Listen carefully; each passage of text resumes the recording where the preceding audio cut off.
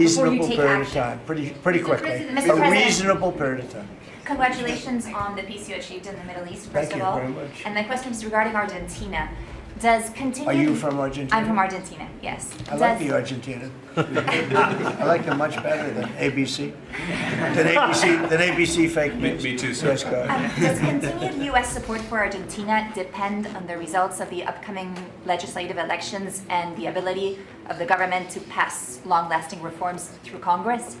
Well, I think if they don't do that, we're not going to be around very long. Scott, can you handle that one, please? We're confident that the president's party will and the coalition will do well in the election, and this aid is predicated on robust policies, and going back to the failed Peronist policies would cause a U.S. rethink. Thank you very much. It's a great question. It's a little like New York. You know, you're reading in Argentina about New York. We have a problem. We have a communist who's 33 years old, doesn't know a damn thing. Practically, he's never worked a day in his life. And he sort of caught on, right? And I'm not going to send a lot of money to New York. I don't have to. You know, the money comes all through the White House. And if they're going to be sending us stupid policies, I mean, communist policies, which is proven for thousands of years doesn't work. You know, we don't have to prove it again. We're not going to ruin one of our great cities because we'll make that great. We will clean up the crime in about 30 days. Took 12 days to do Washington, D.C., so New York is bigger. And Chicago, we've already made a lot of progress despite fighting from the government, but Chicago's doing great. Memphis is doing really great. You know, we have great support there from the political leaders. They said, please come in and clean up crime. And we love it. We've in 1 week, Memphis is so good. It's so much better. We'll have it within a month. We'll have that into a safe city again. And all of these cities, we want to clean them up. We don't like that opposition. But if somebody's going to be a communist mayor of New York, it's a fluke if he gets in. There are a lot of failed people that he's running against. I mean, you have inferior candidates or something, because it's impossible to think that New York City can have a communist mayor. He's a communist. He's not a socialist, by the way. There's a big difference. He's a communist. He's down and dirty. He's a communist. He hates police. He wants to get rid of all police. I mean, how can a policeman? He hates Jewish people, and yet he's got Jewish people supporting him. He hates Jewish people. So it comes through the White House. The funding for New York and for every place comes through the White House. And I'm very generous, and I was always very generous with New York, even when you had opposition there, but I was always very generous. But I wouldn't be generous to a communist, a guy that's going to take the money and throw it out the window, because you're talking about hundreds of billions of dollars. And we're not going to let somebody get into office and squander the taxpayer money from this country. We're not going to let it happen. So it's a little bit like that with, if you take a look at Argentina, if the president doesn't win, I know the person that he'd be running against, I believe, probably. We probably have the person. A person is extremely far left and a philosophy that got Argentina into this problem in the first place. So we would not be generous with Argentina if that happened. If he loses, we are not going to be generous with Argentina. Mr. President, you talk about Argentina and important in the Latin American. What is your plan for Venezuela? But is the terrorism, the narco-terrorism in the President Maduro? What is your plan about it? Venezuela's done a couple of things very badly. Number one, we get drugs and all of that. But we get something in a way worse, because they're a big purveyor of drugs, but we have worse. What they do very well is they send their criminals into the United States, and they send Tren de Aragua, that you know very well. You're from Venezuela, I assume. And they send them in by the thousands, literally. And these are the worst of all. And they empty their prisons into the United States. They empty their mental institutions into the United States.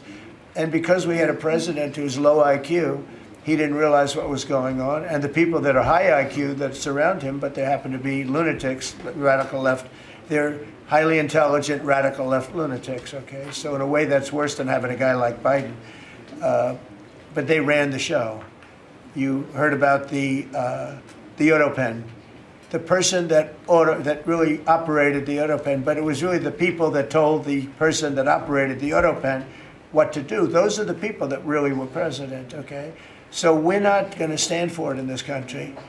And by the way, that auto pen thing is under serious investigation. Just this, I don't think you care because you're from Argentina. You couldn't care less about that. But I just want to say, because I do the weave, you know, the weave, cover a lot of different subjects. But the people that are involved in that auto pen scam, because he barely signed anything. I mean, this guy, I don't know how you can be president. He barely signed it. But the only thing we can find for sure is that he signed Hunter's pardon, his pardon. Hunter's pardon, I like that. That's a good combination. So we're going to work very much with the president. We think he's going to win. He should win. And if he does win, we're going to be very helpful. And if he doesn't win, we're not going to waste our time because you have somebody whose philosophy has no chance of making Argentina great again. What's your advice for Milei? Steve, go ahead, Steve. What's your advice for President Milei? Just to check something, you said Hamas assured you that they would disarm. Was that a direct conversation or through Mr. Witkoff? Or? Through my people. Okay. At the highest level. Do you What's think your advice? Argentina And it was meant- is and it was meant for- president? What's your advice for President Milei and Argentina as a political leader? My advice is to hold strong to his principles because he's right, and he's proving that he was right. He's got one problem. He's got people that are giving him tremendously bad press, even though they know it's wrong. He's got to hold true to his principles because he's going to win. He's going to win. He's doing the right thing. Everybody knows he's doing the right thing, but you have a radical left sick culture that's a very dangerous group of people, and they're trying to make him look bad. I believe he's going to win out. And we're doing the right over Do with you China in this think house. that China? The China is, Well, you have to be careful with China. Look, everybody deals with China. They have to deal with us too. We have to be careful with China. Look, I have a great relationship with President Xi, but sometimes it gets testy because China likes to take advantage of people, and they can't take advantage of us. But we have a fair relationship with China, and I think it'll be fine. And if it's not, that's okay too. You have to do and go where the punches are thrown. You got to put up the blocks. We have a lot of punches being thrown, and we've been very successful. Look, we have the most success. I think we're the most successful we've ever been as a country. We have now close. I've been saying 17. We have, I think, close to or maybe even exceeding $18 trillion going to be invested in the United States. That's more money than ever invested in any country before. Even countries with much bigger populations like India or like China. Nobody's ever had $18 trillion invested in the country. We have, and that's because of November 5th election, because I won. Oh, if she won, you'd be negative. You'd have people getting out of the country. This country would have been in a major depression. If she won, we would have been 1929.